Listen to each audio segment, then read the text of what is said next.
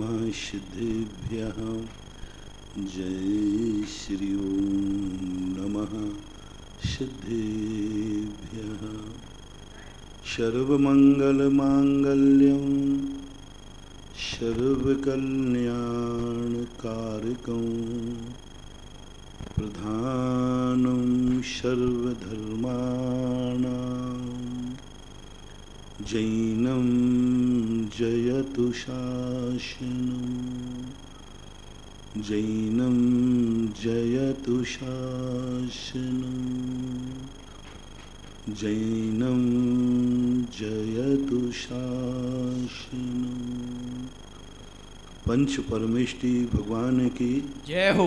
आचार्य श्री गुरुवर कुंद कुंद महाराज की जय हो। आचार्य श्री गुरुवर विद्यासागर महाराज की जय हो। परम पूज्य आध्यात्मिक संत तीर्थोद्धारक निर्यापक रमण मुनि पुंगव श्री सुधासागर जी महाराज की जय। श्री महासागर जी महाराज की जय। श्री निष्कंप सागर जी महाराज की जय। मुनि संघ की जय। पूज्य गुरुदेव से प्रार्थना। तुम जो कुछ भी होना चाहते हो पहले उसकी कल्पना अपने मन में करो। सोचो विचार करो कि तुम वैसा क्यों होना चाहते हो। उसमें तुम्हें क्या सुख नजर आ रहा है, क्या तुम्हें अच्छाइयाँ नजर आ रही हैं, क्या लाभ तुम्हें दिख रहा है जो तुम वैसा बनना चाहते हो। तुम स्वयं सोचो। स्वयं नहीं सोच सको तो दूसरों से पूछो कि मुझे क्या बनना चाहिए और मुझे क्या करना चाहिए। जब व्यक्ति स्वयं सोच लेता है, अंतरंग उमंग होना चाहिए।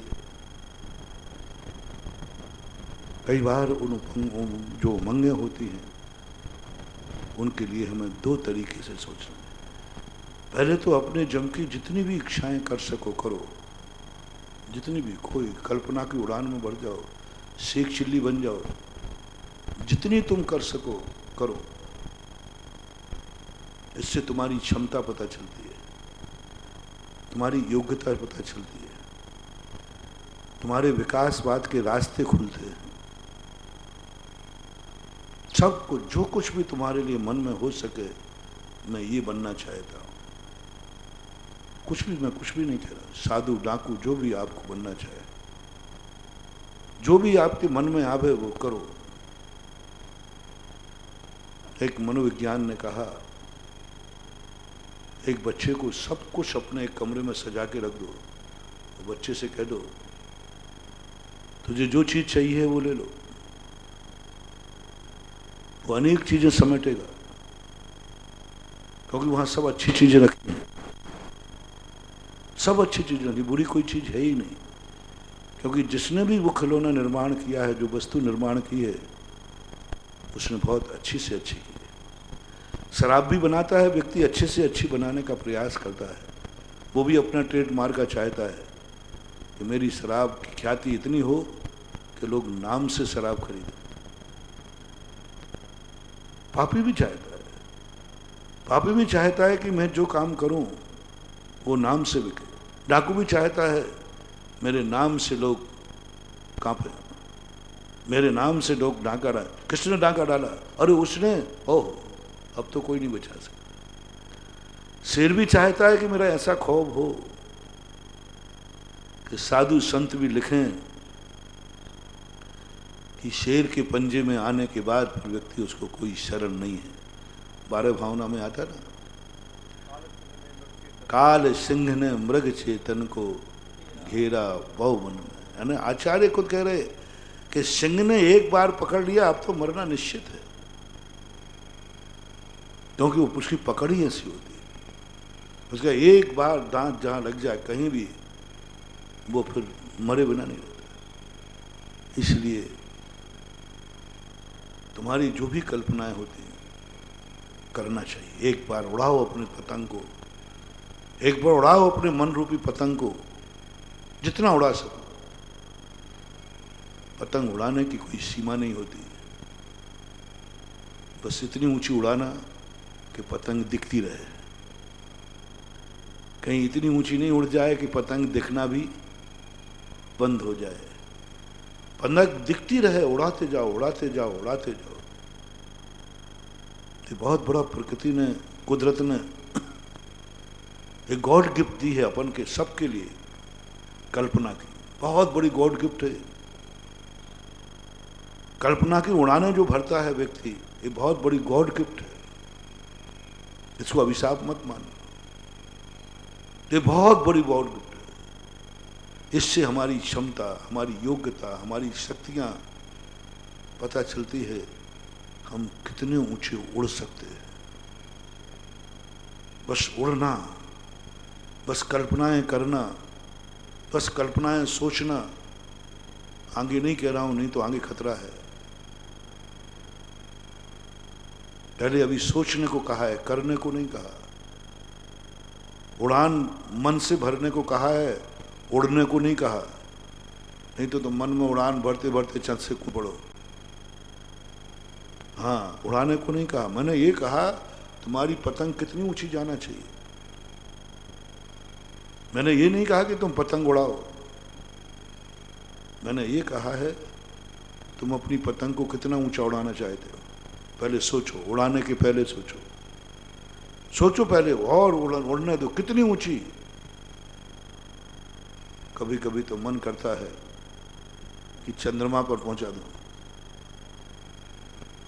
कभी कभी तो मन करता है संदेशा उन तक भेज दूं जो हमारे पूर्वज मर के गए हैं। पतंग उनके ताक में। ऐसी बहुत कल्पनाएं की हैं कविताओं ने, कभी लोगों ने बहुत कल्पनाएं की है। पतंग नहीं है, मैं अपनी माँ को, पिता को संदेशा भेजना चाहता हूँ, मैं पूर्वजों को संदेशा भेजना चाहता हूँ, मैं चंदा मामा से बात करना चाहता हूँ। ये सब कल्पनाएं बहुत अच्छी है, लेकिन जैसे ये कल्पनाओं की तुम्हारी डायरी पूरी हो जाए,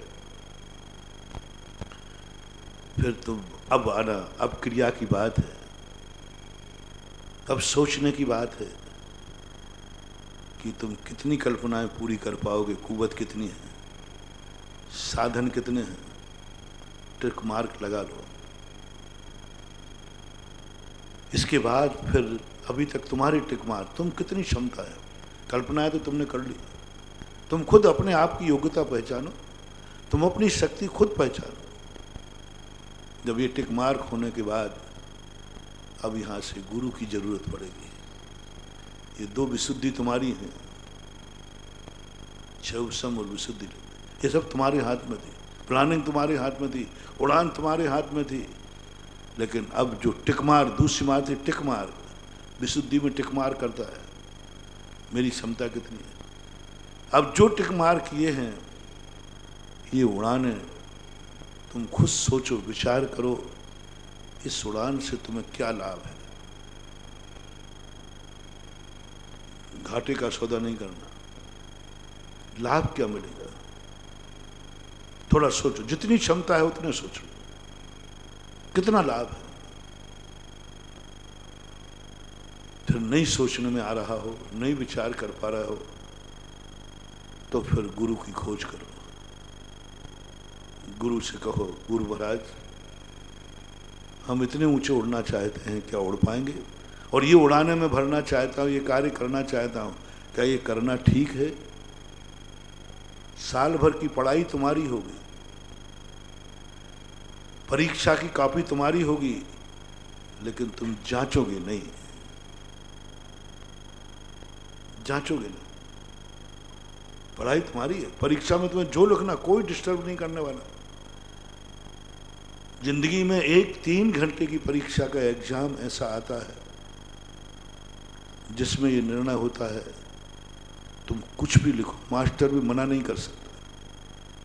साल भर टोक सकता है, कॉपी में क्या लिखा, कॉपी दिखाओ, कॉपी दिखाओ क्या लिखा, कॉपी टोक सकता है, पीट सकता है, निर्देशन दे सकता है।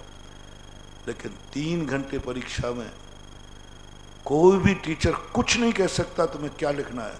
तुम मन के मालिक हो, बोलने से कोई टीचर नहीं बोले। तुम्हें गालियां लिखना है लिखो, पिक्चर स्टोरी लिखना, जो तुम्हें लिखना हो, मर्जी पड़े तुम्हारी, लिखो ना।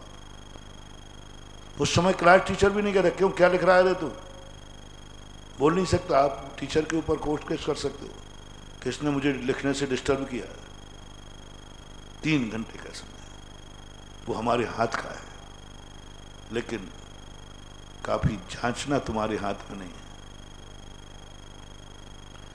हमारी पूरी जिंदगी में हम सब कुछ करने के उड़ाने भरे, सब कुछ करें, जो लिखना है लिखें जिंदगी में, सब कुछ करें, लेकिन अपनी जिंदगी की जांचने की काफी गुरु के हाथ में।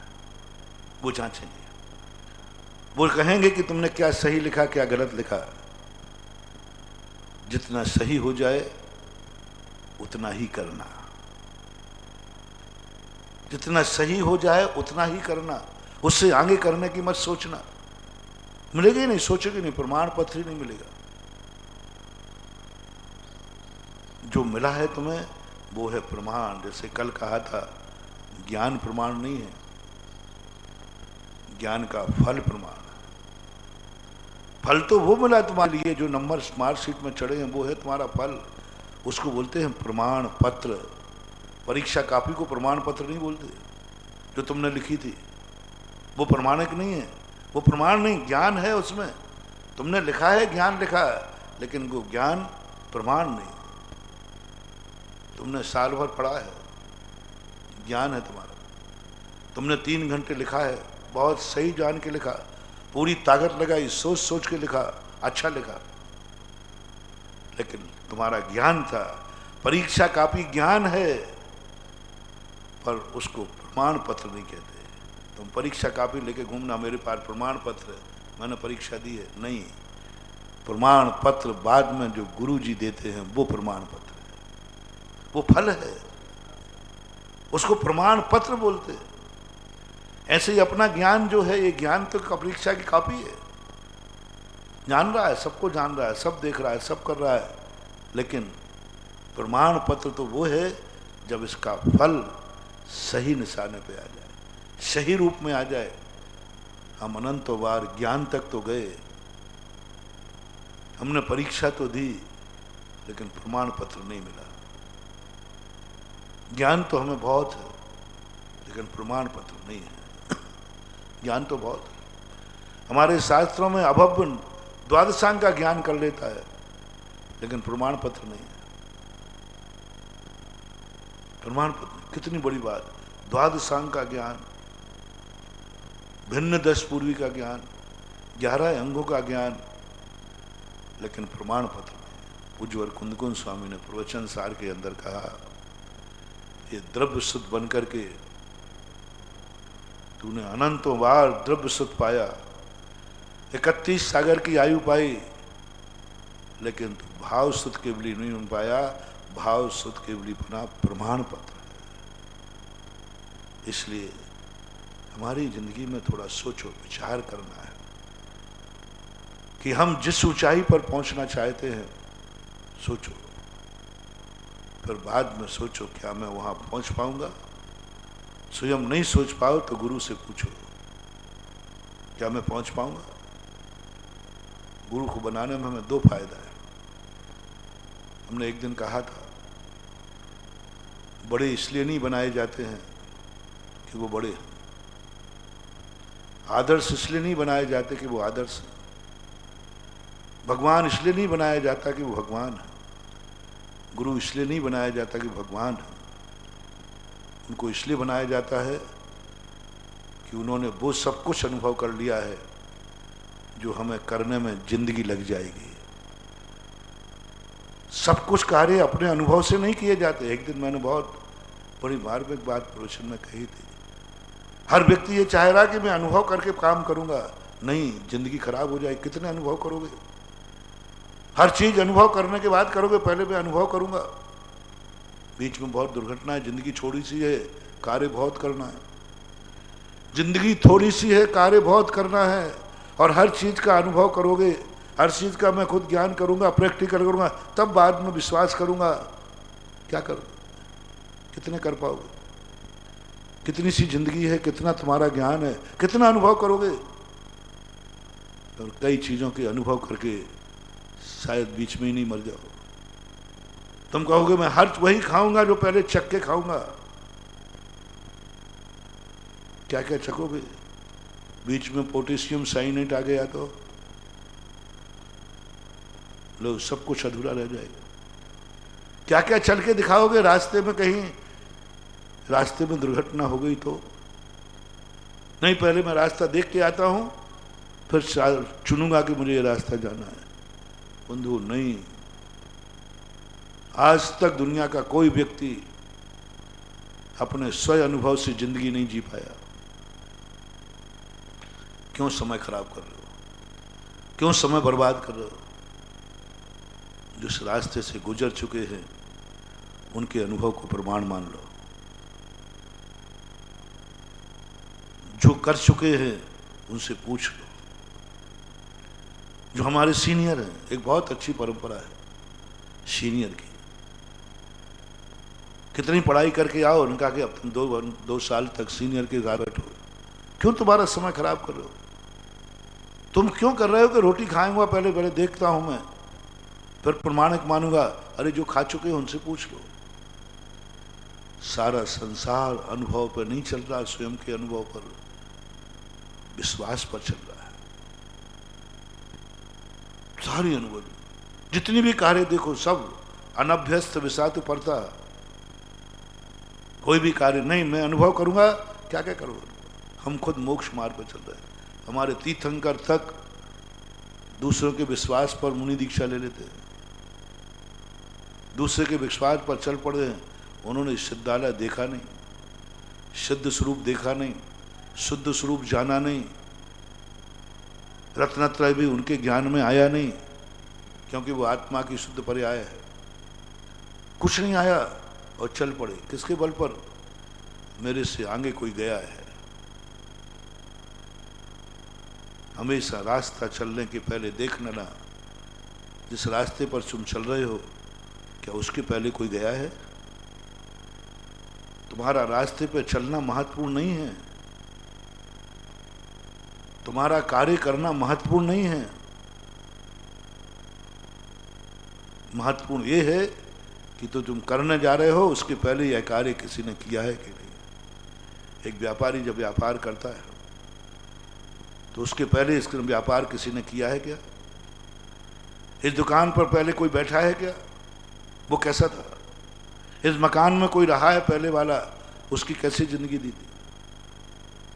इसी प्रकार अपनी जिंदगी में कोई भी काम करो, काम करने का तुम कितनी मेहनत कर लेना, कितनी परिश्रम कर लेना,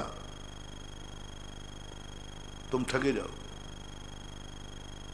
तुम्हें सबसे पहले देखना है जो कार्य मैं करने जा रहा हूं, जो कुछ भी कार्य, पुण्य पाप मैं कुछ भी नहीं कह रहा। साधु डाकू, तुम्हें जो कुछ तुम्हारी मर्जी पड़े तो करो। तुम्हें शराब पीना शराब पियो, दूध पीना दूध पियो, जुआ खेलना जुआ खेलो, पाप जो करना तुम्हारी मर्जी पड़े सो करो, क्योंकि तुम्हारे करने की कुछ उमंग है तुम्हारे अंदर। करने का तुम्हारा मन है कुछ करने का कि मैं कुछ करूं, करो। मुझे यही खुशी है कि तुम कुछ करना चाहते हो, निकम्मे तो नहीं हो। तुम कुछ बनना चाहते हो, निकम्मे तो नहीं हो। भली डाकू बनो, बनना तो चाह रहा है, निकम्मा तो नहीं है। मैं कुछ नहीं बनना चाहता हूं, नहीं।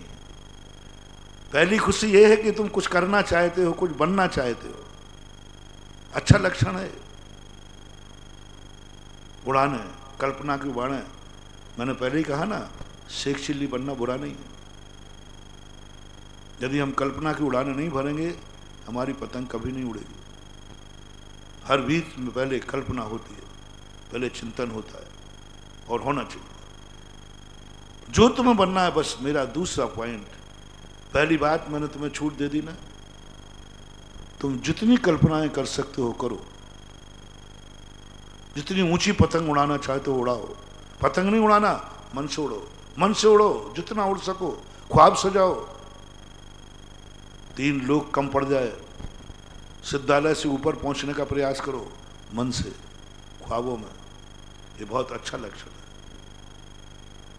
लेकिन दूसरा लक्षण जो है, ये तो तुम मान जाओगे, ये तो तुम करने लग जाओगे। अभी से तुम्हारे कौन व्यक्ति है जिसके मन में कोई ख्वाब नहीं हो? कोई भी कार्य करते हो, आपके ख्वाब देखो। एक छोटी सी दुकान खोलते हो, ख्वाब देखो क्या होता है, मेरी दुकान होगी, मेरा व्यापार चलेगा, मेरा पैसा आएगा, मेरा धन आएगा, मेरा दौलत आएगा, और मैं ये करूँगा, मैं ये करूँगा, ये सब आता है। बच्चे को भी आता है, पशुओं को भी आता है, सबको आता है। पर दूसरा पॉइंट में जरूर ये ख्वाब सजाने के बाद, ये ज्ञान तुम्हारे होने के बाद तुम काफी जरूर गुरु को सौंपना। तो गुरु का दूसरा वचन याद रखना, गुरु मना नहीं करते। चाणक्य ने कभी चंद्रगुप्त को किसी कार्य के लिए मना नहीं किया, कभी मना नहीं किया। वो जो करना चाहे करो, जो करना चाहे। इतने गंदे कार्य करता था, एक ही बात कहता था गुरु कि तुम जो कार्य करने जा रहे हो, बस मेरा एक मंत्र ले लो, इसके पहले क्या ये कार्य किसी ने किया है, इस रास्ते पर पहले कोई चला है, बस इससे ज्यादा मैं कुछ नहीं बोलूंगा।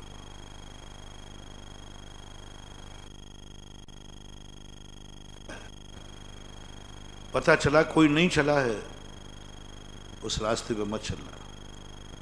वो रास्ता तुम्हारे मन का होगा। जो मंजिलें होती हैं उनके रास्ते पहले से बने हुए होते हैं। जो मंजिलें होती हैं उनके रास्ते बने, तुम ही अकेले नहीं जा रहे हो, उसके पहले बहुत कुछ जा चुके हैं, चाहे पाप की हो चाहे पुण्य की हो। ऐसा कोई दुनिया में पाप नहीं है जो तुम नया करो। अनंत बार अनंत जीव कर चुके हैं। ऐसा कोई धर्म नहीं है जो तुम नया करो।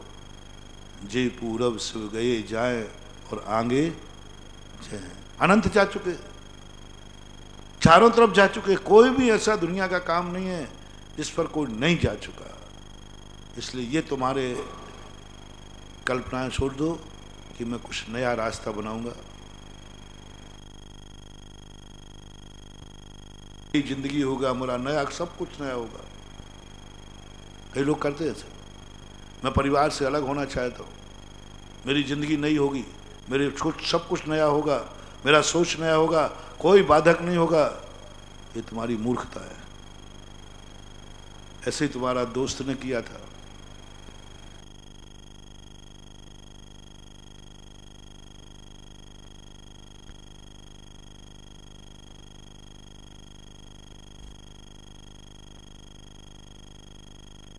हम कैसे रहेंगे? ये परिवार तो बहुत बड़ा है, क्या इन सबको रोटियां बनाते, इनकी सेवा करते करते तो सब हमसे बड़े लोग हैं, हमसे बड़े लोग हैं, बहुत बड़े। इनकी सेवा करते करते क्या जिंदगी करूँगा? इनके क्या, इनके पैर छूते छूते कमर दुखाऊंगा? तो लड़का कहता नहीं, शादी के बाद हम अलग हो जाएंगे, अपना बंगला होगा, अपनी जिंदगी होगी, अपने ख्वाब होगा, अपना रात होगी, अपना दिन होगा, अपना सब कुछ अपना होगा, कुछ नया होगा, नई जिंदगी शुरू करेंगे। उस मूर्ख को पता नहीं है। थोड़ा दोस्त से पूछ लेना जो तुमसे सीनियर है, उसने भी ऐसे ही किया था, उसने भी ऐसे ही किया था, ऐसे ही किया था। तुम कुछ नया करोगे ही नहीं, सब पुराना है, सब पुराना है। एक निर्णय करो। पूज्यवर पूज्यपाद स्वामी ने पंच परावर्तन बनकर के ऐसी आंखें खोल दी कि हमारी औकात दिखा दी।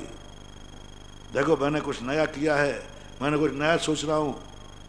मैंने सोचा ये पंच परावर्तन दिखा के क्या करना था? मैं क्यों दिखाए, क्यों दिखाए ये पंच परावर्तन? पूज्यपाद स्वामी ने सबसे पहले पंच परावर्तन का विस्तार पूज्यपाद स्वामी, क्यों, क्या लेना देना था इन पंच परावर्तन? उन्होंने हमारी औकात दिखाई है। तो हर दिन फूल कर कुप्पा हो रहा है कि मैंने कुछ नया किया। कुछ नया नहीं, सब पुराना है। वहाँ कंपनी बदल गई, पहले बासी रोटी थी, अब डबल रोटी आ गई।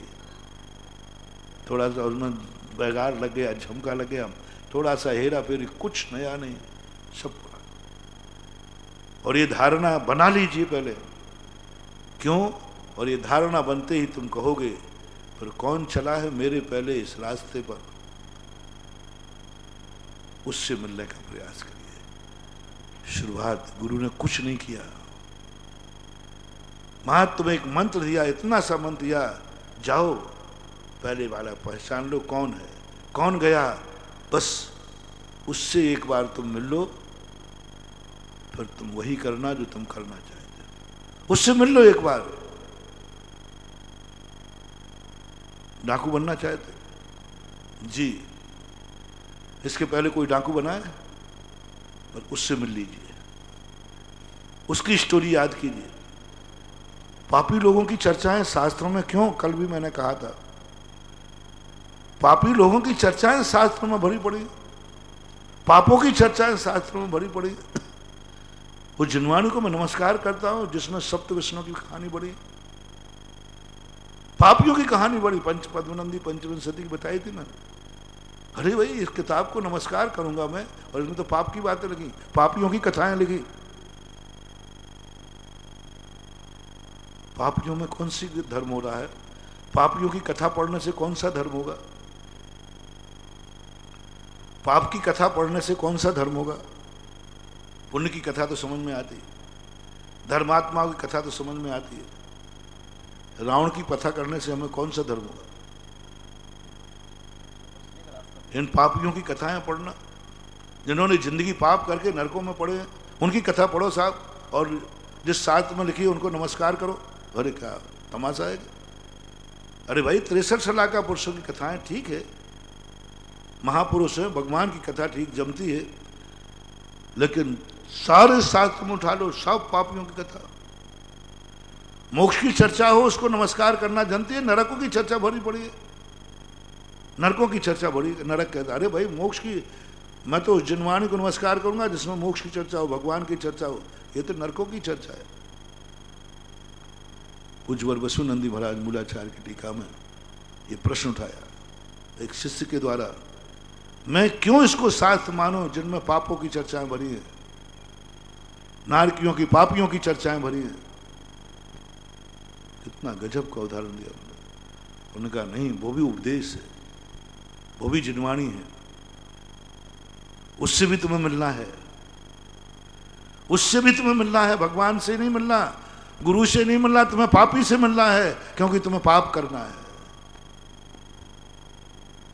शराबी को शराबी से मिलना है, जुआड़ी को जुआड़ी से मिलना है, रागी को रागी से मिलना है, देसी से देसी को मिलना है, जो जो करना चाहता है उससे मिलना है। बॉस बनाओ, बॉस बनाओ, आदर्श बनाओ। पहले ये जैन दर्शन का आदेश है।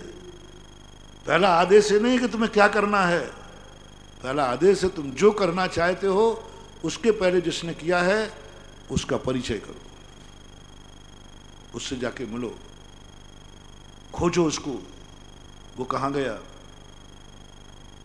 मुझे डाकू बनना है, खोजो, कोई बात नहीं। मैंने पहले ही कह दिया आज के प्रश्न में कोई पाबंदी नहीं है, मन तुम्हारा है।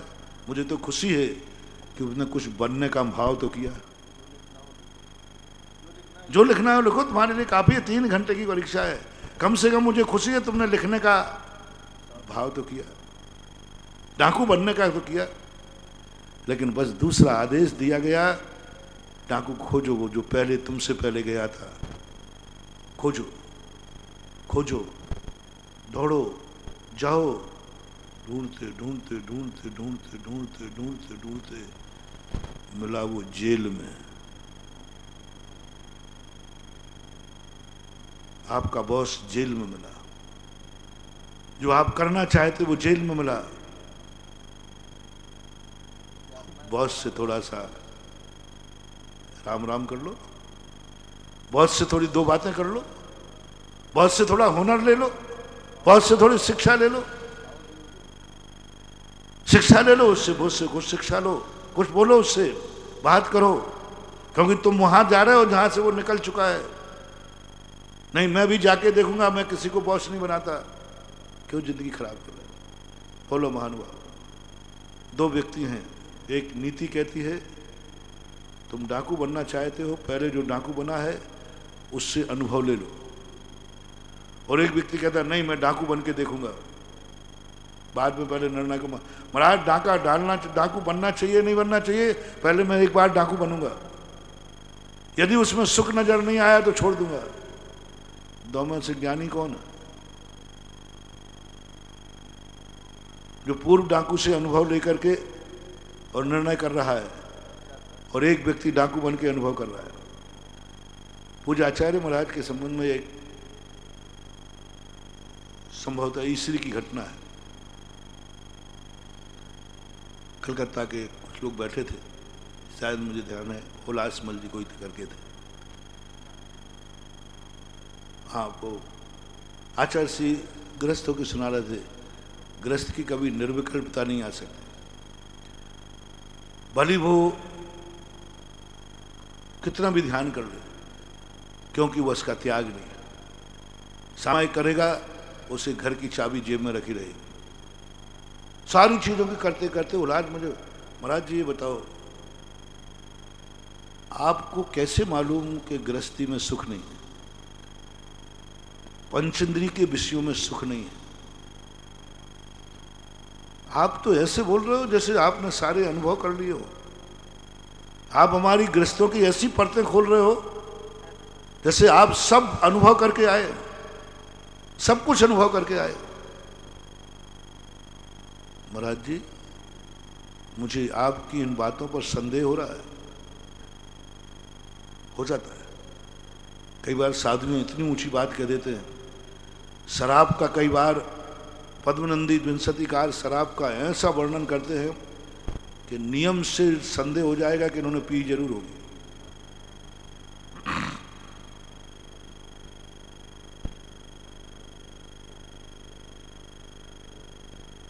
स्वाद बता रहे, वो भी मधुरम मधुरम, कुत्ते के मूत्र के समान स्वाद बता दिया।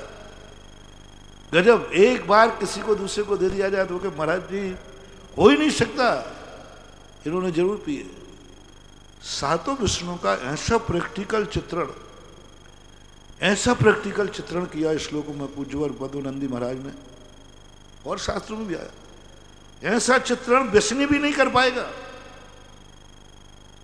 शराबी भी शराब का चित्रण, मासी मासे का चित्रण, व्यभिचारी व्यभिचार का चित्रण, पापी कितने बड़े पाप करने वाले हों ऐसा वर्णन पापी भी नहीं कर पाए जो आचार्य महाराज ने किया।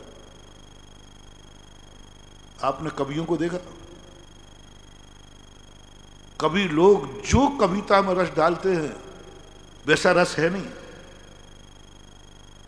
कई चीजों पे आप देखना जो कविता का, अब नदी के पार बैठा है कभी, क्या नदी का वर्णन मिलता है, कल कल कल, जाके नदी के पार बैठ के देख लो, 10 मिनट में बोर हो जाओगे।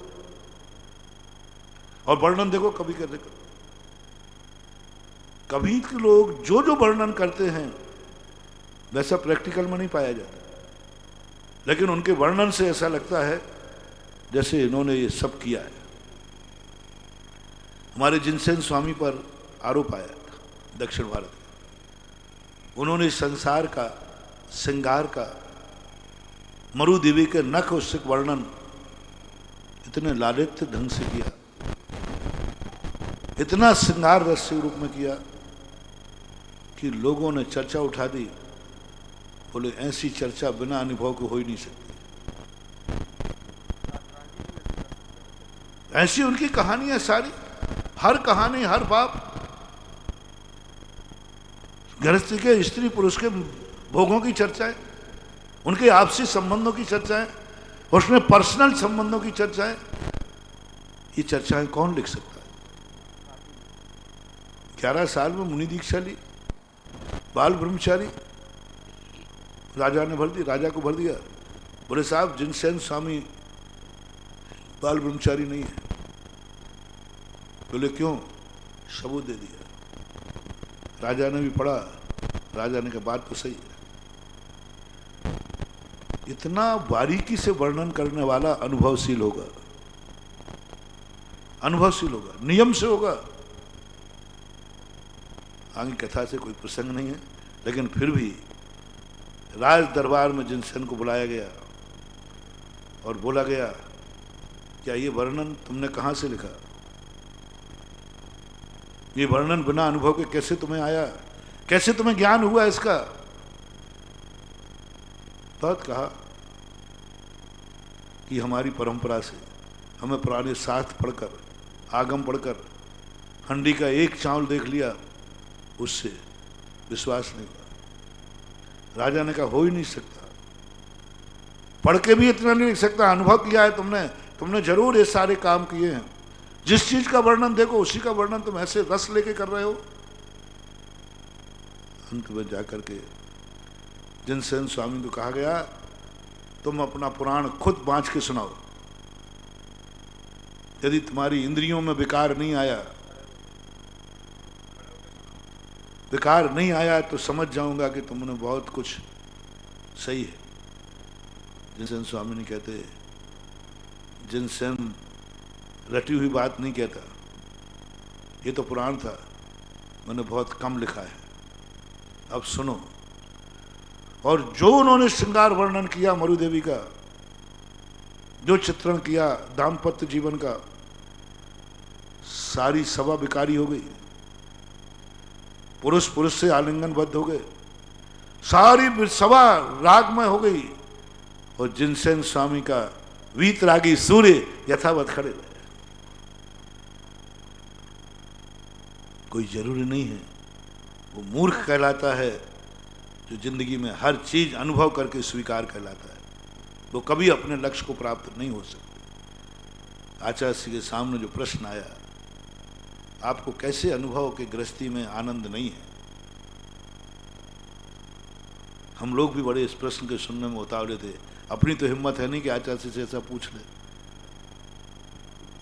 हम लोगों ने, अब हम लोगों ने प्रश्न करने वाले को बहुत अच्छी दृष्टि से देखा, वाह बहुत बढ़िया किया, अब आएगा मजा। मतलब हम लोगों को प्रश्न करने वाला इतना अच्छा लगा था, बड़ों की कोई उतारने वाला मिल जाए तो बड़ा अच्छा लगता है। जो छोटे बहुत लोग होते ना, तो बड़े की कभी उतार नहीं पाते, चिड़चिड़ाते, जब देखो जब मेरी उतारते, जब देखो जब मेरी उतारते, अब मैं तो इनकी उतार नहीं सकता, और कोई उतारे अब आया मजा, अब आया, अब देखो क्या होता है। तो आचार्य ने क्या एक शब्द ने कहा, बोले आप लोगों को देख करके, आप लोगों को देख करके कुछ तो कमी है तुम्हारे संसार के सुख में, कुछ तो दुख है, तभी तो तुम मेरे पास आए हो, मैं तुम्हारे पास नहीं गया। तुम यहां क्यों आए हो? मैं तो पक्कड़ हूं। यदि धन में दुख होता तो चक्रवर्ती मुनिराज के पास क्यों जाता? यदि धन में सुख होता या संसार विषय सुख होता, तीर्थंकर क्यों त्यागे, काहे घोष साधन करते, संयम सो अनुरागे। 5-7 मिनट का प्रवचन महाराज का बहुत मजेदार था, आज भी वो झूलता है। 5 मिनट के अंदर उनको सरेंडर कर दिया। बोले देखो तीर्थंकरों को देखो, उनके कौन से सुख की कमी थी, चक्रवर्ती के देखो कौन सी कमी थी। यदि संसार में सुख होता तो बोलो चक्रवर्ती ने दीक्षा क्यों ली? संसार में सुख होता तो तीर्थंकर ये सारा संसार छोड़ करके क्यों वनवास में जाते? महलों में सुख होता तो कैलाश पर्वत की ठंड में ठिठुरने की क्या जरूरत थी? क्या जरूरत थी? क्या जरूरत थी ठंड में ठिठुरने की? घर में बैठे थे आराम से। चक्रवर्ती को कौन घर से निकाल रहा था? हजारों साल पहले निकल गए। बाल कटिंग करने में सुख है तो केशलुंज क्यों करते हैं ये महान लोग? क्यों किए इन्होंने केशलुंज? कटिंग में सुख है, कपड़ों में सुख है तो इन्हें कपड़े क्यों फेंके? परिवार में सुख है तो परिवार को क्यों छोड़ा? खाना में सुख है तो ये खाना क्यों छोड़ा? सब चीजों में यदि सुख है तो मेरे इन पूर्वजों ने क्यों सूखा? मैं तो कुछ जानता नहीं, मैं तो कुछ जानता, मैं तो इनको देखता हूं कि इन्होंने छोड़ा है, अब हमें अनुभव करने की जरूरत नहीं। तो उन्होंने कहा ये तो हो गया, दूसरे के कहे देखा देखी करना है। तो आचार्य ने कहा अच्छा ये देखा देखी गलत है? बोले हाँ। फिर आचार्य ने कहा एक और उदाहरण देता हूं, समझ में आ जाएगी। एक गड्ढा था, एक व्यक्ति जाकर गड्ढे में गिर गया, हाथ पैर टूट गए। वो चिल्ला रहा है, और वहीं से अपन को पीछे से जाना है। अब उसको गड्ढे में गिरता देख करके रास्ता बदल देना चाहिए, या पहले स्वयं गिर करके देख करके बदलना चाहिए? वो घर के देखा, वो निकल रहा है और कहते साहब हाथ पैर टूट गए, बहुत गलत है, बहुत गलत है, बहुत नुकसान, बहुत दुख हो गया, तकलीफ हो गई। अब अपन उसकी बात को मान लेना चाहिए और या फिर एक बार गिरना चाहिए? समझदारी किसमें है? अच्छा व्यक्ति कौन है? बस हम तुम लोगों के गड्ढे में गिरा देख करके हमने रास्ता बदल दिया। वो मूर्ख है जो पहले गिर के देखता है। मैंने एक बार संस्मरण सुनाया था ना सांगानेर का, एक व्यक्ति, मैंने गुटके के ऊपर प्रवचन दिया, बहुत जोर से प्रवचन दिया, और जो जिसका दीवाना होता है उसकी बुराई नहीं सुनता। बहुत ज्यादा मैंने निकृष्ट कर दिया, गुटके की बहुत बुराई की। तो प्रवचन के बाद आया, बोले महाराज जी आपने कभी गुटखा खाया क्या? मैंने कहा नहीं खाया। आपने कभी शराब पी? मैंने कहा नहीं पी। तो महाराज जी, आप महाराज ने, मेरी आपसे विनती है, जिस संबंध में आप नहीं जानते उस संबंध में क्यों आप इतना बोलते हो? मैं आपके धर्म के संबंध में नहीं जानता तो मैं तो कुछ नहीं बोलता। मैं धर्म के संबंध में कुछ नहीं जानता तो मैं कभी नहीं बोलता, क्योंकि मुझे अनुभव नहीं है। आप क्यों बोलते हैं जब आपको अनुभव नहीं है? कौन कहता है मैं 10 साल से खा रहा हूं, शराब पी रहा हूं, कुछ नहीं हुआ? कौन कह रहा कैंसर होता है? कौन कह रहा कैंसर होता है? मैं खा रहा हूं, कुछ नहीं हुआ। आप भी एक बार खा के देख लो बाबा जी, छोड़ोगे नहीं, इतना मजा आता है इसमें। मैंने कहा अच्छा ये बात है। मैंने कहा ये मत समझो कि आज तक कुछ नहीं हुआ तो अब कुछ नहीं होगा। बोले महाराज आज तक कुछ नहीं हुआ, अब क्या होगा? वर्षों से खा देगा। मैंने कहा ये मत कहो। मैंने उनको 2 उदाहरण दिए। पहला उदाहरण दिया, मैंने कहा 100 साल के बुढ़े से मैंने कहा कि भाई अब मरने के दिन आ गए हैं, कुछ धर्म ध्यान कर लो। तो वो हंस के कहता है वाह महाराज आप भी क्या बात करते, 100 साल में आज तक नहीं मरा, अब क्या मरूंगा? 100 साल में आज तक नहीं मरा, अब क्या मरूंगा? बोलो ये उसका जवाब कैसा है? अरे 100 साल में आज तक नहीं मरा, अब मरने वाला है। कई वो ड्राइवर वाले जो बच्चों को मैं कभी कहता हूं भाई तू इतनी तेज गाड़ी, अरे महाराज मैं तो हमेशा 10 साल से चला रहा हूं, आज तक एक्सीडेंट नहीं हुआ, अब क्या होगा? मैंने कहा अब होने वाला है। ये अहंकार मत करना कि 10 साल से हम गाड़ी चला रहे, एक्सीडेंट नहीं हुआ तो अब नहीं होंगे, 100 साल में नहीं मरा तो अब नहीं मरूंगा। ये प्रश्न में आधा तो वो वैसे ही शांत हो गया। मैंने कहा एक और प्रश्न में जवाब देने आऊँगा, क्योंकि मैंने तो गलती की कि मैं जिसको नहीं जानता हूँ उसको छोड़ दिया और छोड़ने की बात कर दी। बोले महाराज आपने छोड़ के गलती की, पहले आपको अनुभव करना चाहिए था, फिर आपको शूट नहीं करता तो छोड़ देते। मैंने कहा अच्छा ये बात है। मैंने कहा एक प्रश्न का जवाब दे दो। भाई साहब आपने कभी, मैं ऊपर छत पे बैठा था, गर्मी के समय थे, मैंने कभी आपने सेल्फास खाया? बोले नहीं खाया। मैंने कहा एक बार खा के देख लो, मैं मंगवाऊं? मेरा मन कर रहा है कि एक बार सेल्फास तुम खाओ। मैं तो नहीं खाऊंगा, मैं तो तुम्हारी देख करके छोड़ दूंगा। तुम तो अनुभवशील हो, एक बार सेल्फास खा के देखो,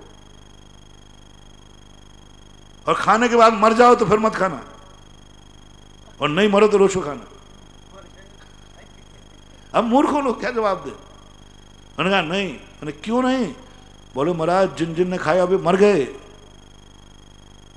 मैंने कहा उनको देख करके तुमने छोड़ दिया ना, ऐसे ही हम लोगों ने गुटखा खाने वालों के हाल देखे हैं, शराबियों के हाल देखे हैं, संसारियों के हाल देखे हैं कि चक्रवर्ती बनने के बाद भी शांति नहीं है। दाम बिना निर्धन दुखी, तृष्णा वर्ष धन वान। हर व्यक्ति को दुखी देखा, चक्रवर्तियों के चरित्र पढ़ करके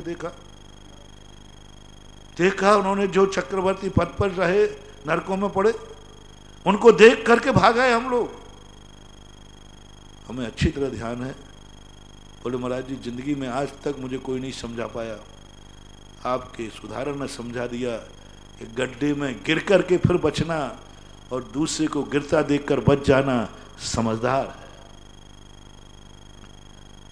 बोले आचार्य श्री अब मैं समझ गया कि आप बहुत समझदार हैं। पर वो हर साल आया करते थे, चले गए होंगे, वृद्ध थे, ज्यादा उम्र थी। तो कहने का बात यह है कि अनुभव से बहुत चीजें पूर्वजों से लो, तुम अनुभव कर करके जिंदगी व्यतीत कर दोगे, जिंदगी नहीं चलेगी, कुछ दूसरों के अनुभव से जिंदगी चलती है।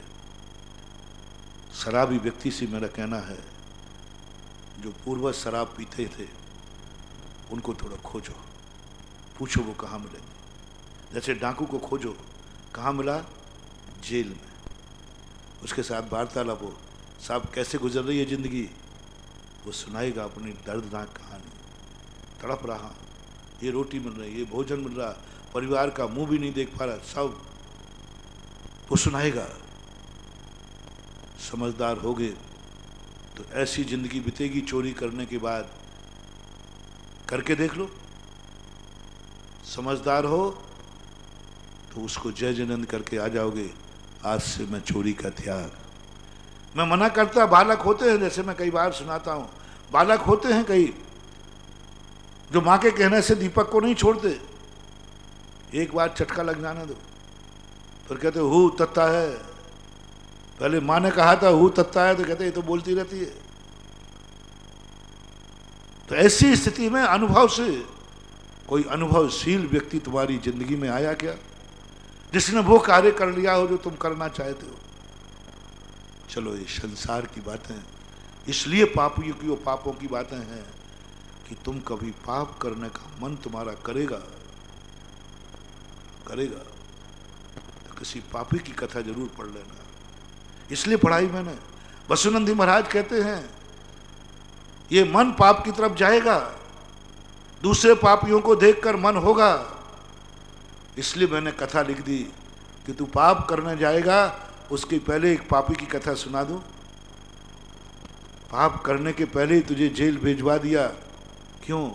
जैसे वो हमने नागपुर में, कानपुर में कहा ना, आजकल धर्मात्माओं की कथाओं से कोई धर्मात्मा नहीं बनता, धर्म के फल भोगने वालों से कोई धर्मात्मा नहीं बनता। अच्छे लोग आज उनको पापियों की कथा सुनाओ।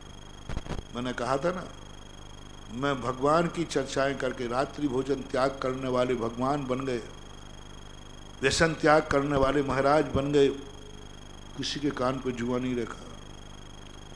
लेकिन जैसे ही कहा रात्रि भोजन करने वाले सूकर बन गए, लोग हिल गए, लोग हिल गए। हजारों लोगों ने रात्रि भोजन किया, त्याग किया, सूकर दर्शन से, प्रभु दर्शन से नहीं, गुरु दर्शन से नहीं, सूकर दर्शन से, क्योंकि वो तुम्हारा बॉस है। मैं रात्रि भोजन करने वालों से कुछ नहीं कहता, वो तो मेरे कहने से तो छोड़ेंगे नहीं, मुझे आहार देना ही छोड़ देंगे। कई लोग कहते महाराज आहार मत लेना, कई लोग चौके भी नहीं, महाराज आप रात्रि भोजन त्याग कराओगे। मैं रात्रि भोजन नहीं छोड़ता हूं, आपको छोड़ दूंगा, आपको छोड़ता हूं, छोड़ देते, चौके से निकल जाते कई बार, तो वो तो मैं छुड़ा नहीं पाऊंगा।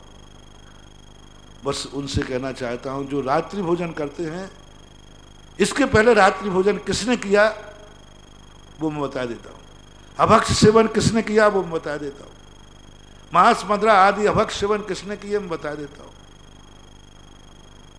बस एक बार सूकर दर्शन कर लो। इसने भी ऐसे ही रातों में खाया था, इसने भी अभक्ष सेवन किया था, जो आया जब आया जी चाहा मन में खाया, कोई दिक्कत नहीं।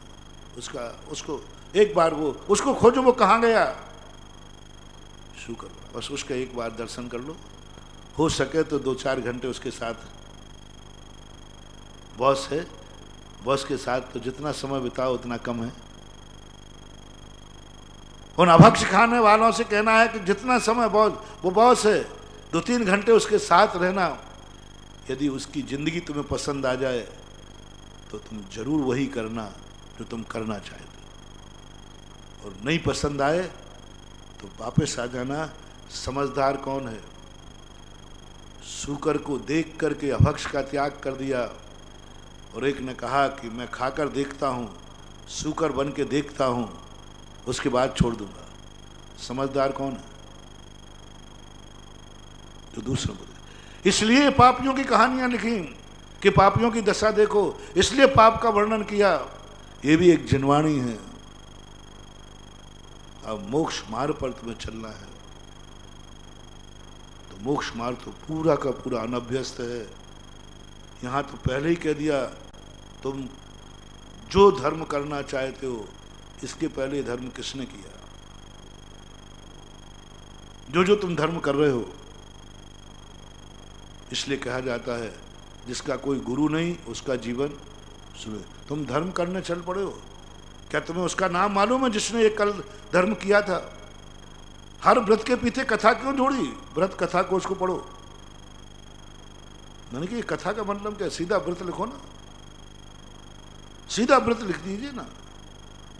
रवि व्रत करिए, सुगंध दशमी करिए, रोहिणी व्रत करिए, 14 सब अकेले व्रत लिख दो, कानून बन गया सीधा बात। हर व्रत के साथ कथा, हर व्रत के साथ कथा। क्यों? व्रत ही काफी था ना, ये कथा क्यों? नहीं, जिस व्रत को तुम करना चाहते हो उसके पहले व्रत किसने किया? निराधार व्रत मत करना। जिस व्रत को आज तक किसी ने नहीं किया उस व्रत को मत करना। वो कथा पढ़ते ही उसके पहले क्या किया, अब उसका जीवन चरित्र पढ़ो कि ये व्रत करने वाले को क्या मिला। व्रत पढ़ करके व्रत लेने का भाव नहीं आता, कथा पढ़ करके व्रत लेने का भाव आ जाता है। आप देखना, अपने मन को देखना, वैसे व्रत लेने का भाव नहीं आता।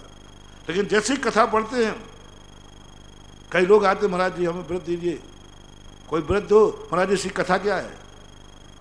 कथा क्या है? इसका पूर्वज में क्या किया? सिद्ध चक्र मंडल विधान पहले भी था, लेकिन जब से मैना सुंदर की कथा जुड़ी, सिद्ध चक्र की महिमा अनंत गुणी बन गई। फॉर एग्जाम्पल, उदाहरण चाहिए जनता को कि आप मुझे उपदेश दे रहे हो, बात यही है। क्यों हमारे लिए कहना पड़ता है कि तुम्हें जो उपदेश दे रहा हूं तुम्हें नहीं दे रहा हूं, इसके पहले तीर्थंकर हो गए।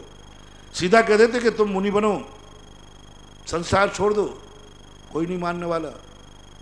उदाहरण देना पड़ा कि तीर्थंकर लोग भी इस सारे वैभव को छोड़ करके चले गए। 12 साल तक बारिशण नहीं समझा पाए, 12 साल तक नहीं समझा पाए। अंत में उन्हें समझाना पड़ा कि जिसे तुम्हें छोड़ने की मैं कह रहा हूं उसके पहले मैं छोड़ चुका हूं। ये सारा उपदेश 12 साल तक बारिशर ने दिया था कि नहीं, लेकिन उसको समझ में। लेकिन फॉर एग्जाम्पल, जो तू छोड़ रहा है उसके पहले देख मैंने छोड़ा है, और तू तेरे से थोड़ा छोड़ रहा हूं, मैंने इतना छोड़ा है। बारिशर समझ गया, 2 मिनट में समझ गया। उसको बात समझ में आ गई कि ये गुरु जी मुझे ही नहीं फांसी पर लटका रहे हैं, पहले स्वयं लटक चुके हैं। मेरे ही त्याग नहीं करा रहे, खुद त्याग चुके हैं। और मेरा त्याग तो कुछ भी नहीं, इनका त्याग तो बहुत बड़ा है। समझ गया वो, तुरंत 2 मिनट में समझ गया, जाते ही समझ गया। यदि किसी को समझाना है, ये तो समझने वाले की तरफ से बोल रहा हूं, अब बोल रहा हूं, तुम्हें किसी को कुछ समझाना है तो सिर से पहाड़ मत फोड़ो, वो नहीं समझेगा, कुछ तुम वो करके दिखा दो, वो समझ जाएगा। नहीं तो तुम्हारी हंसी उड़ाएगा कि मुझसे छोड़ने का कह रहे हैं और स्वयं नहीं छोड़े। वो आती ना एक कहानी कि एक माँ ने कहा बेटे से, बेटा महाराज जी इसका ये गुड़ खाता है बहुत, गुड़, इसका गुड़ त्याग कराओ। महाराज ने कहा नहीं, 1 हफ्ते बाद आना। 1 हफ्ते बाद आना? क्यों भाई? हाँ ना, 1 हफ्ता। 1 हफ्ते बाद बेटा आप गुड़ छोड़ दो। महाराज कहता है 1 हफ्ते पहले ही छुड़ा देते। बोले नहीं, छोड़। क्यों नहीं छुड़ाया? महाराज जी आज 1 हफ्ते आपने क्यों लिया? बोले पहले मैं खुद गुड़ खाता था, अब मैंने छोड़ दिया है, इसलिए हम कहने की हिम्मत है। उज्ज्वल वीर सेन स्वामी महाराज ने धवला जी के अंदर कहा, गृहस्थ को रत्नत्रय का उपदेश देने का अधिकार नहीं है, क्योंकि वो रत्नत्रय की हंसी उड़ाएगा, रत्नत्रय की हंसी उड़ाएगा, मजाक करेगा। पंडित जी तो रत्नत्रय नहीं, हमें रत्नत्रय देना चाहते, ये तो घर छोड़ा नहीं, मुझे छुड़ाना चाहते। धर्म की हंसी होगी। इसलिए रत्नत्रय का उपदेश उसी को देने का अधिकार है जो पहले रत्नत्रय अंगीकार कर चुका है। ये तो देने वाले के, अपना चल रहा है प्रसंग, लेने वाले के। तो कोई भी कार्य करने के पहले धर्म ध्यान के संबंध में आपका बॉस कौन है। एक व्रत भी आपने किया है, प्रेरणा बताओ क्या है। आपने कोई पाप छोड़ा है, प्रेरणा सूत्र बताओ क्या है। तुमने कोई धर्म लिया है, प्रेरणा सूत्र बताओ। प्रेरणा सूत्र क्या है।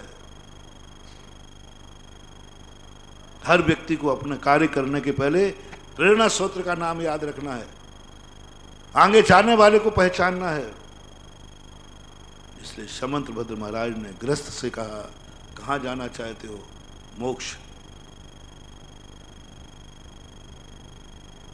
कहाँ जाना चाहते हो? बोले मुनि बनना चाहते हो। सब कुछ कह दिया। उन्होंने कहा ठीक है, मैं द्रव्य समझना चाहता हूँ, षष्ठी को जानना चाहता हूँ, 6 द्रव्य 7 तत्व जानना चाहता हूँ। ठीक है, ठीक है। प्रश्न यही था, देश्यामी समीचीनम धर्मम कर्म मरणम संसार तत्वता, हाँ दुखता सत्वान धरती उत्तमे सुखे। ये जानना था, मुझे दुख से निकालो, उत्तम सुख में लाओ। कहाँ जाना चाहते? उत्तम सुख में जाना चाहते। क्या जोड़ना चाहते? दुख मिटना चाहते। समंत भद्र महाराज ने कहा, ये बावला है, भटक जाएगा, कुछ नहीं पा पाएगा। उन्होंने कहा, तुम्हें भगवान मैं कैसे दुख से निपट पाऊं, मैं कैसे दुख से छूटूं और कैसे सुख को प्राप्त करूं? तो समंत भद्र ने एक ही जवाब मांगा, एक ही जवाब दिया। क्या इसके पहले किसी ने ऐसा भाव किया है? क्या पहले कोई मोक्ष गया है? क्या कोई ने पहले दुखों से छुटकारा पाया है? क्या कोई छुटकारा पाया है क्या? ये तुम्हें मालूम? बोले नहीं मालूम। गुरु इसलिए नहीं होते हैं कि वो, मैंने पहले ही कहा था वो महान है, नहीं। गुरु इसलिए होते हैं कि हमें बहुत सारे अनुभव का भंडार दे देते हैं। जिसमें हमारा समय बर्बाद होना था, वो समय गुरु ने करके हमें बनी बनाई पकी पकाई दे दी। जिसमें हमारा समय बर्बाद होना था और हम कर भी नहीं पाते। तो कहा, पहले कोई मोक्ष गया है क्या? बोले साहब मालूम नहीं। पहले कोई मुनि बना है क्या? मालूम नहीं साहब। संसार के दुखों से कोई छूट पाया है क्या? मालूम नहीं साहब। क्या अनंत सुख किसी को मिला है? बोले मालूम नहीं साहब। बस समंत भद्र ने कहा, अब मोक्ष नहीं समझना, पहले 6 द्रव्य 7 तत्व नहीं समझना, पहले अनंत सुख को नहीं समझना, पहले उसको समझो जो तुमसे पहले गया है। गजब की बात। समंत भद्र महाराज का क्या गजब। सम्यक दर्शन का अधिकार कह रहे हैं और गुरु की परिभाषा बना रहे हैं, भगवान की परिभाषा, और सम्यक दर्शन की बात करना है। प्रतिज्ञा कर रहे हैं मैं सम्यक दर्शन की बात करूंगा, सम्यक दर्शन अधिकार है। और बता रहे हैं प्रतिज्ञा की कि मैं धरती उत्तम सुखे, उत्तम सुख में रखूंगा। और कहते हैं तुम भगवान को पहचानो क्या है। प्रारंभ भी इसी से किया। प्रारंभ जी, तुम भगवान बनना चाहते हो, पहले कोई भगवान बना है उसको पहचान लो। बस जो गुरु बने हैं उनको पहचान लो, जो इस रास्ते पर चले हैं उनके पद चिन्हों को देख लो, उनके अनुभव ले लो, उनको गुरु बना लो, उनसे पूछो तुम कैसे हो गए, कैसे छोड़ दिया तुमने ये संसार, कैसे छूट गया। हमारी शरण से पूछता है पुछडाल, कैसे छोड़ गया ये 32 रानियां, कैसे छोड़ गया माता को, कैसे छोड़ गया राजगद्दी को, राज सिंहासन को, कैसे छोड़ा ये बताओ। तुम्हें सब कुछ मिल जाएगा। तो देव साथ गुरु के पीछे गाड़ी डाल दी, बोले इनको पहचान ले तुझे तत्व मिल जाएगा। और तत्व कोई कहे नहीं, पूरे रत्नांश का विचार में तत्व नहीं कहे, तत्व को जानने वाले को बता दिया बस, तत्व की चर्चा ही नहीं, कोई चर्चा तत्व की नहीं। जो तत्व का ज्ञाता है बस उसकी पहचान बता दी, उसको पहचान। आज हमारे भटकने का मूल कारण है कि हम उन रास्तों पर चल रहे हैं जिस पर कोई चला ही नहीं। हम उन रास्तों पर चल रहे हैं जिसमें चलने के बाद लोग जेल में गए हैं। हम उस रास्तों पर चल रहे हैं जिसमें चलने के बाद नाली में पड़े हैं। उन रास्तों पर हम चल रहे हैं जिन पर चलने के बाद लोग नरकों में पड़े हैं। इसलिए महानुभाव, हर अमीर से मेरी बात कहना है, हर अमीर से मेरा कहना है, तुम्हें रामचंद्र जी का चरित्र नहीं पढ़ना, तुम्हें रावण का चरित्र जरूर पढ़ना है। राम के चरित्र का कोई जरूरत नहीं पढ़ने की तुम्हें। राम का चरित्र वो पढ़े जो मोक्ष जाना चाहते, राम का चरित्र वो पढ़ें जो महाराज बनना चाहते, राम का चरित्र वो पढ़ें जो परमार्थ को सिद्ध करना चाहते। लेकिन जो संसार को दुख से बचना चाहते हैं, संसार की दुर्गति से बचना चाहते हैं, तो रावण का चरित्र पढ़ें। रावण का चरित्र हमें दुख से बचाता है, राम का चरित्र मुझे सुख में पहुंचाता है। पापियों के चरित्र हमें दुख से बचाते हैं, पाप से बचाते हैं, और धर्मात्माओं के चरित्र हमें धर्म करने की प्रेरणा देते हैं। दो पहलू अपन ने बना लिए, पाप से बचना है, बुराइयों से बचना है, तो पापियों का चरित्र जरूर पढ़ना।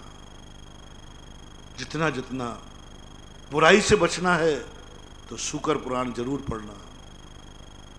महाराज के पुराण पढ़ने से तुम रात्रि भोजन नहीं छोड़ोगे, नहीं छोड़ोगे। तुम्हें उसको देखना है कि ये पाप जिसने किया था उसकी दशा क्या हुई।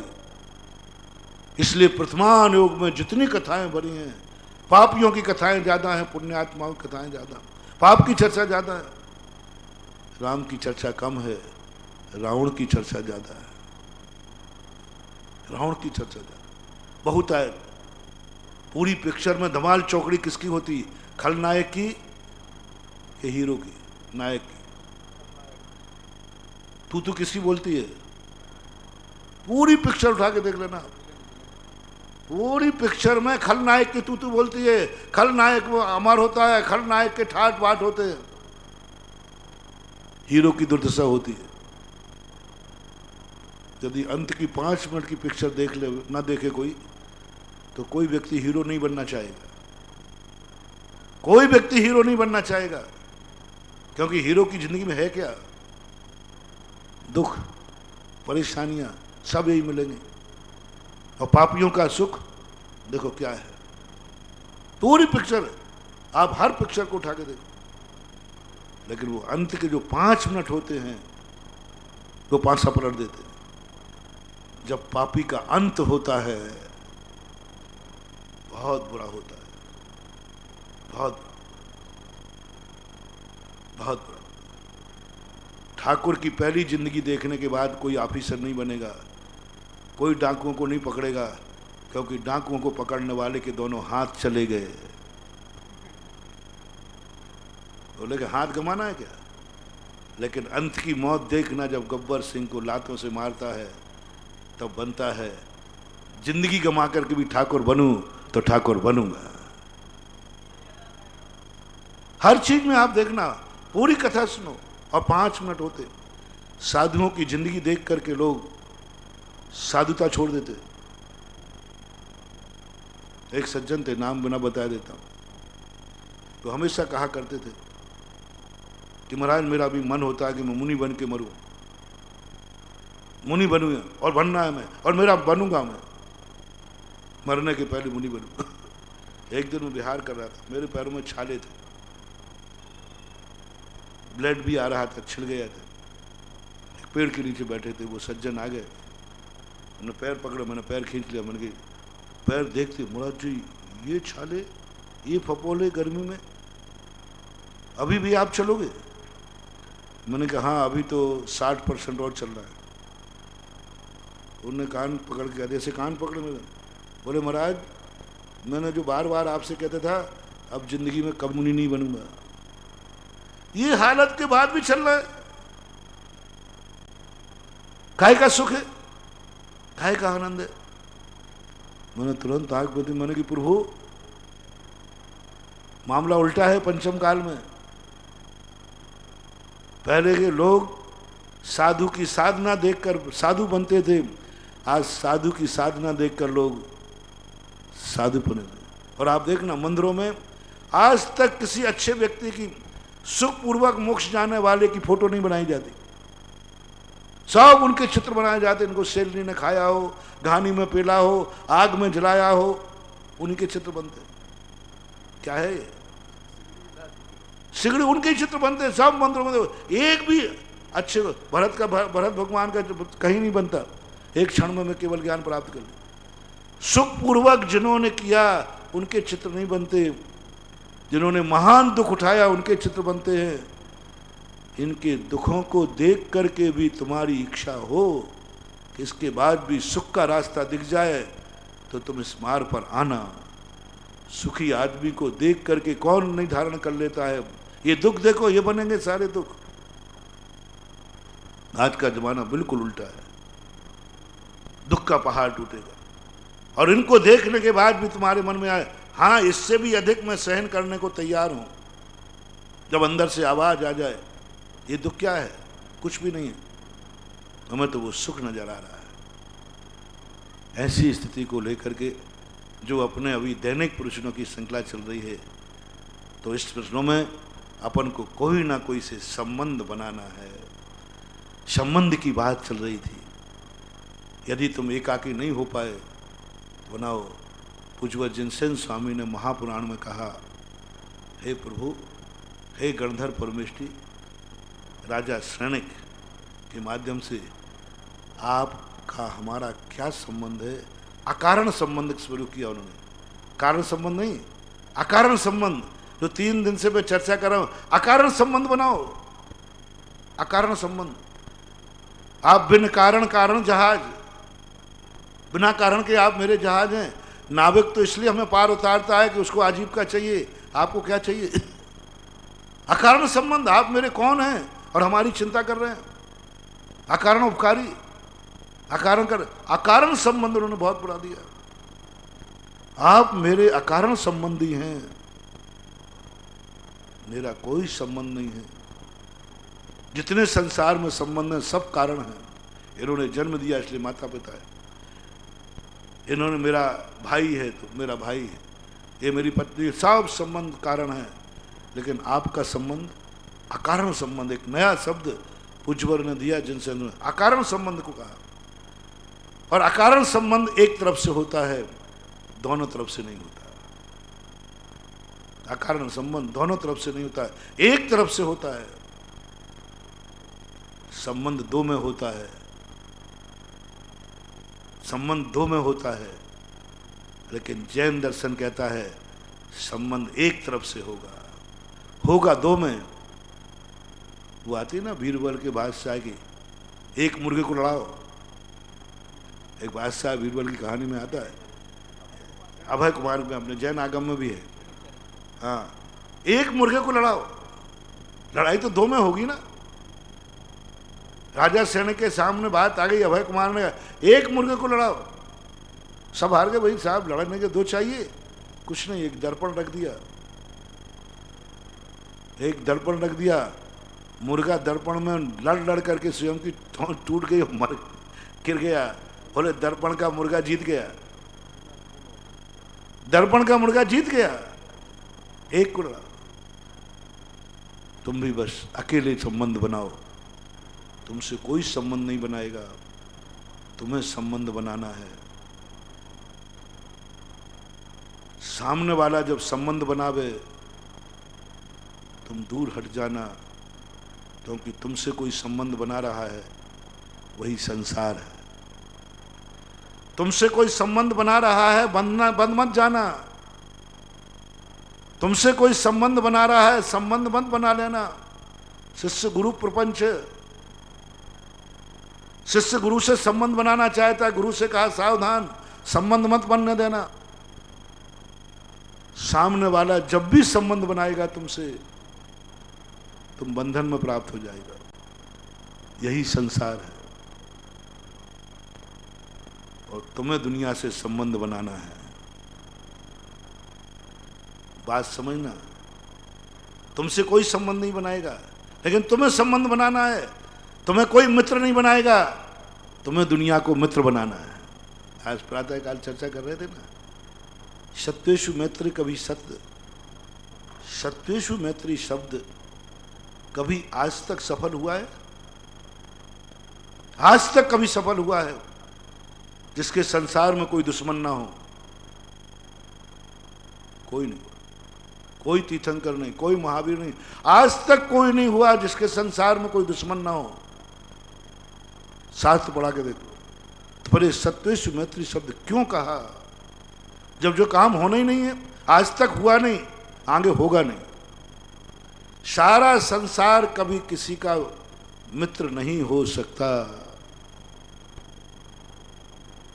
कहा तो है। तो जिनवाणी कहते, पूज्यवर अमित सूर्य आचार्य महाराज कहते, दुनिया से संबंध बनाने की नहीं कह रहा हूं, दुनिया तुम्हें मित्र बना लेवे ये नहीं कह रहा हूं। तुम्हें दुनिया को मित्र बनाना है। दुनिया तो तुम्हारी दुश्मन रहेगी, वो तो तुम्हें दुश्मन मानेगी, लेकिन तुम मित्र मानोगे। दृष्टि में, सत्वेषु मैत्री क्रिया में नहीं है, दृष्टि में। जैसे कल हमने मध्याह्न में एक प्रश्न आया था ना, महासत्ता नाम की कोई चीज दुनिया में नहीं है। महासत्ता नाम की कोई चीज दुनिया में नहीं है, दृष्टि में है। छह द्रव्य अपने अपनी स्वतंत्र सत्ता है। महासत्ता मात्र एक दृष्टि में महासत्ता बनाना है,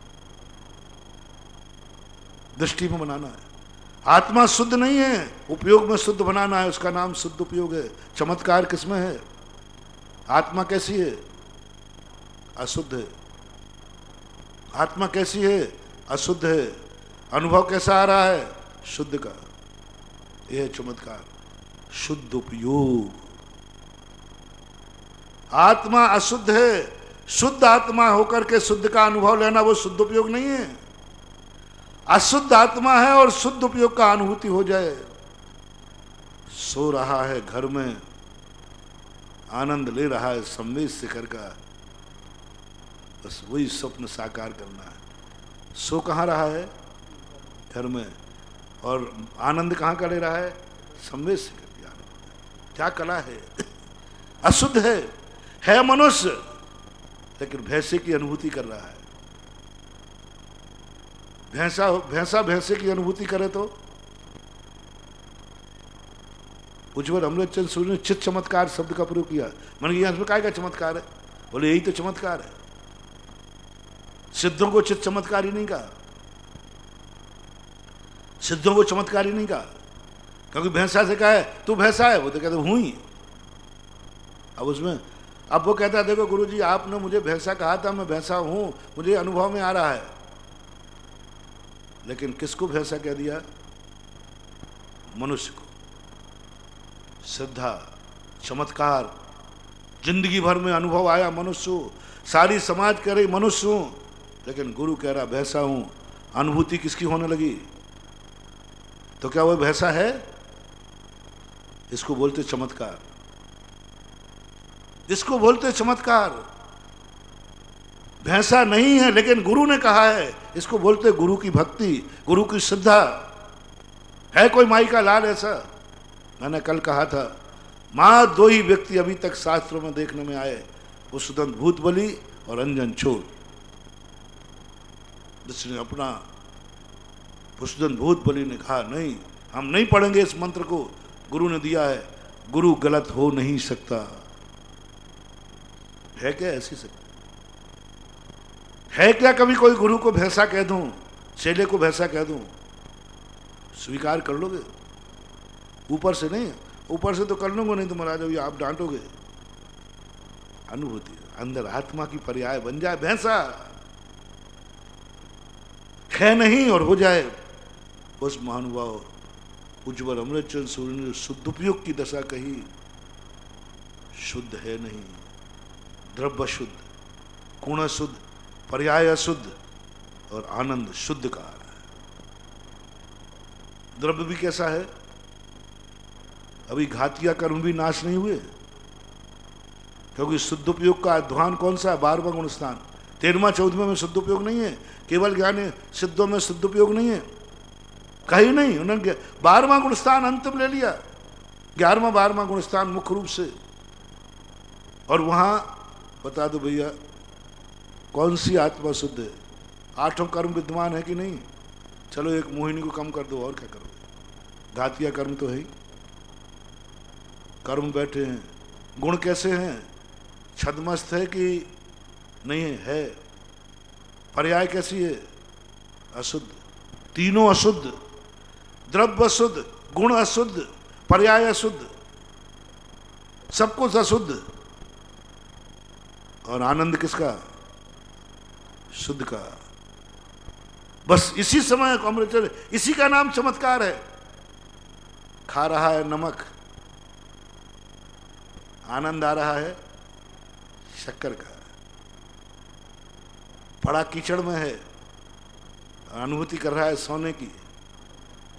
पैर कीचड़ में है और सुगंधी बिखेर रहा है पंकज। पैर कीचड़ में है, जन्म कीचड़ में हुआ, सहारा कीचड़ से है और ऊपर सुगंधी बिखेर रहा है।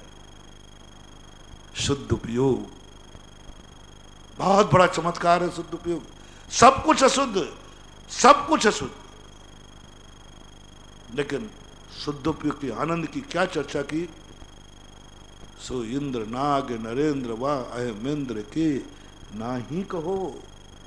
शुद्ध उपयोग की दशा है ये, सामान मुनियों की दशा नहीं की, प्रवचन करते समय की दशा नहीं है ये, आहार करते समय की दशा नहीं है, ये दशा है शुद्ध उपयोग की। उसी के बाद अभी शुद्ध उपयोग केवल ज्ञान प्राप्त कराने वाले 6 डालाकार। अब उस समय जो अनुभूति है ये कैसे संभव है? अग्नि को शीतल अनुभव करना, अग्नि को हाथ में लेके कह रहा है कैसा लग रहा है? वो शीतल है। चमत्कार है, चमत्कार है। अग्नि पर पैर रखा, फौला नहीं पड़ा, चमत्कार हो गया। शुद्ध हुआ नहीं और शुद्ध की अनुभूति कर ली, शुद्ध उपयोग हो गया। किसके बल पर कर ली? स्वयं के बल पर के आगे वाले के बल पर?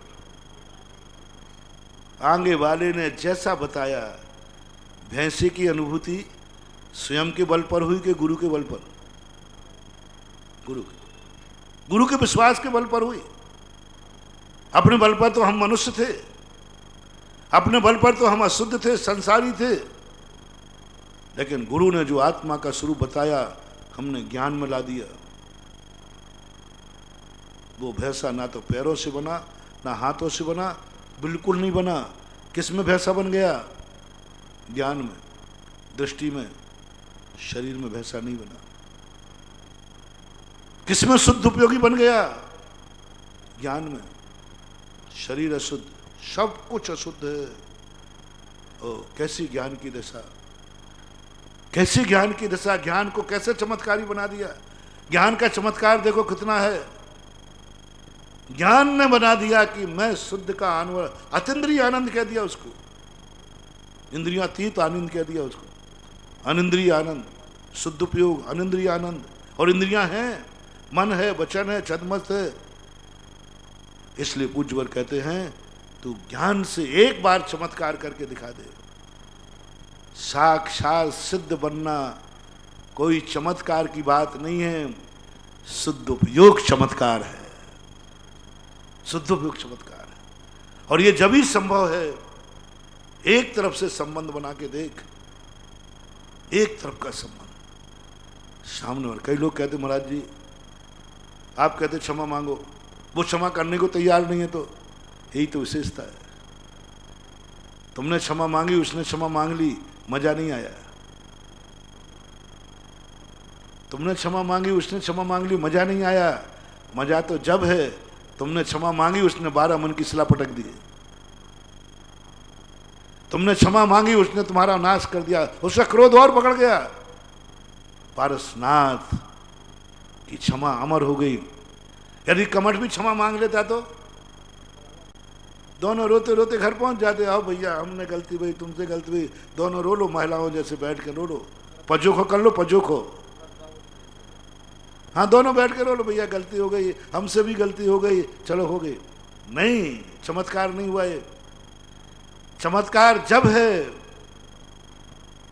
सामने वाला क्षमा नहीं करेगा, फिर भी हम क्षमा मांगने चले गए। जानता था बरबाई भूति, मेरा भाई क्रोधी है, वो क्षमा नहीं करेगा, लेकिन मैं क्षमा मांगने जाऊंगा। जानते थे, वो सब जानते थे, ऐसे नहीं कि नहीं जानते हो, लेकिन मैं क्षमा मांगूंगा। क्या कभी ऐसी दशा जागी अपन लोगों की? अपन कहते मैं क्या करूं, मैं तो 3 बार होके आ गया, वो क्षमा ही करना नहीं चाह रहे, रहने दे, मैं कोई कमजोर हूं क्या? क्या समझ रखा उसने, कायर। महाराज जी, कई लोग कहते महाराज जी वो हमें समझता क्या है, 2 बार हो गया, 3 बार मांग ली क्षमा, वो तो और रचता है, वो समझता क्या मैं भी निपटा दूंगा। हाँ बैठ जा भाई साहब, नहीं, क्षमा मांगते जाओ, तुम्हें कोई मित्र नहीं बनाएगा, तुम मित्र बनाते जाओ। तुम बिच्छू नहीं हो, तुम साधु हो, तुम बिच्छू नहीं हो। वो यदि मित्र बन गया तो फिर काहे की सब मजा आया। चमत्कार तो जब है जब तुम संबंध बनाओ, कोई तुमसे संबंध नहीं बनाएगा। तुम हर व्यक्ति को मित्र की दृष्टि से देखो और वो तुम्हें दुश्मन की दृष्टि से देखेगा। लेकिन तुम्हारी दृष्टि में क्या आना है, उपादान दृष्टि, एक तरफ का उपादान, संबंधों में उपादान। महाराज संबंध तो 2 में होता है, यही तो गड़बड़ है। जैन दर्शन कहता है उपादान में संबंध है। उपादान अकेला संबंध बनाएगा, निमित्त नहीं बनाएगा। सत्वेषु मैत्री ये निमित्त परक वाक्य नहीं है। मैंने जो चिंतन किया ये उपादान परक वाक्य। निमित्त परक तो भाग जब बने जब सारा संसार तुम्हें मित्र मानने लग जाए, तो कहूँ भैया निमित्त निमित्त एक संबंध हो गया, उसने मांग ली उसने मांग ली, दोनों में मैत्री हो गई। नहीं, उपादान का संबंध अकेला, निमित्त गायब है, उपादान मौजूद है, अकेला उपादान मौजूद है।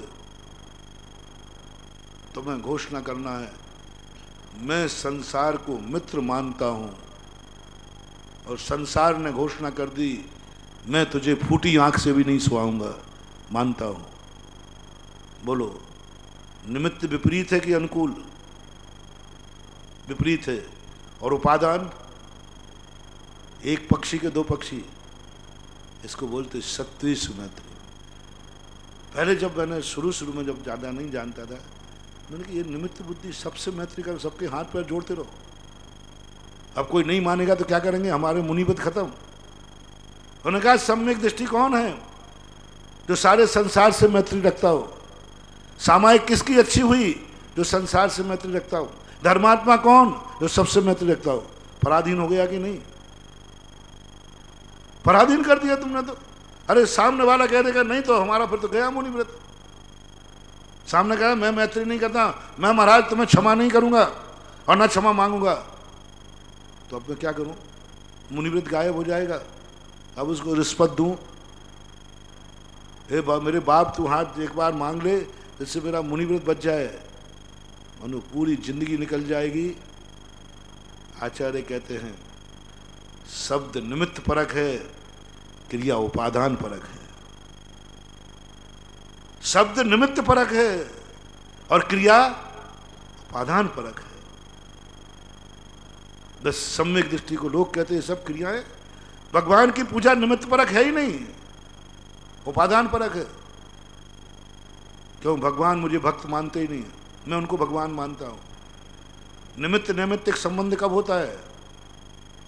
जब दोनों, मुझे तो कोई भी क्रिया जैन दर्शन की निमित्त परक लगती नहीं, शब्द लगते हैं बस, शब्द निमित्त परक है। मेरा संबंध भगवान से है ही नहीं। भगवान से पूछ लो कि वो आपको संबंध बनाए हुए आपका, बोले मैं तो इसको कुछ मानता ही नहीं। भगवान और भक्त का संबंध एक पक्षी है कि 2 पक्षी? जैन दर्शन का बोलो। एक पक्षी अपने संबंध में भगवान को खबर ही नहीं है, पता ही नहीं है। कौन कहता है कि निमित्त क्रिया है? भगवान से संबंध उपादान क्रिया है, लेकिन क्रिया संबंध आएगी। एक में संबंध बनाना है, एक तरफ का संबंध बनाता है। कौन कहता है? गुरु कहते हैं मैं तो शिष्य को मानते ही नहीं हूं। शिष्य कहता है मेरा संबंध है तुमसे। जिस दिन तुम सारे संसार में एक पक्षी संबंध बनाने लग जाओगे, उसी दिन जैन दर्शन तुम्हारी आत्मा की पर्याय बन जाएगी। तुम्हारी दृष्टि में निमित्त आ रहा है कि भगवान की पूजा करना ये निमित्त क्रिया है। अरे भगवान से तो पूछो कि वो हमें मानते हैं कि नहीं मानते। उन्होंने संबंध ही नहीं बनाया मेरे से, और मैं ऐसे उनको चिपका हूं, ऐसे चिपका हूं कि छोड़ने का नाम नहीं ले रहा है। और भगवान निर्लेप है संसारी संबंध में और परमार्थी संबंध, सम्यक दृष्टि का संबंध और मिथ्या दृष्टि। दो कागज जुड़ते हैं तब संबंध होता है।